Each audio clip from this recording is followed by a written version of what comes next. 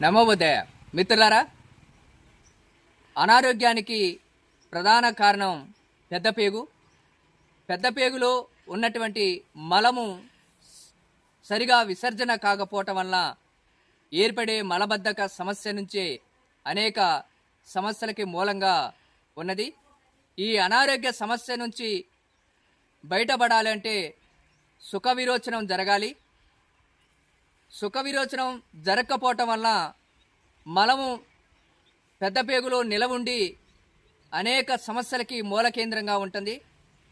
సుఖ విరోచనం జరగాలంటే మలం పెద్ద పేగు శుభ్రం కావాలంటే మనం చేయాల్సినటువంటి కొన్ని పనులు సక్రంగా నిర్వర్తించినట్టయితే పెద్ద పేగు శుభ్రం అవుతుంది.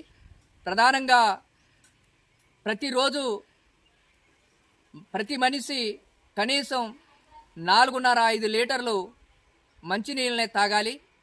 ఉదయం బ్రష్ వేయకముందే గోరువెచ్చని నీళ్ళు 1/2 లీటర్ చొప్పున తాగాలి. బ్రష్ అనంతరం మరో 1/2 లీటరు గోరువెచ్చని నీళ్ళు తాగాలి.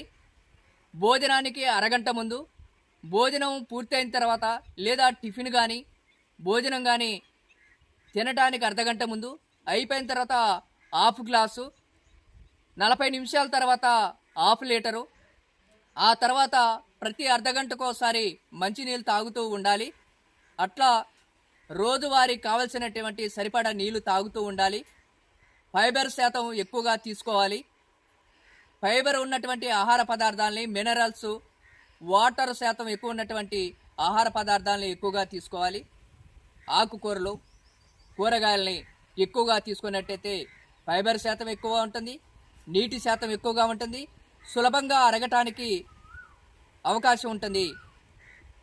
ఇలా చేస్తూనే ఇంటి వైద్యానికి సంబంధించి ప్రధానంగా సుఖ విరోచనం కావటానికి, మలబద్ధక సమస్య నుంచి బయటపడటానికి ఇంటి వైద్యానికి సంబంధించి మన వంటగదిలో ఉండేటువంటి వాముని 1 స్పూను తీసుకోవాలి. వాము చూర్ణాన్ని, బ్లాక్ సాల్ట్ని హాఫ్ స్పూన్ని తీసుకోవాలి.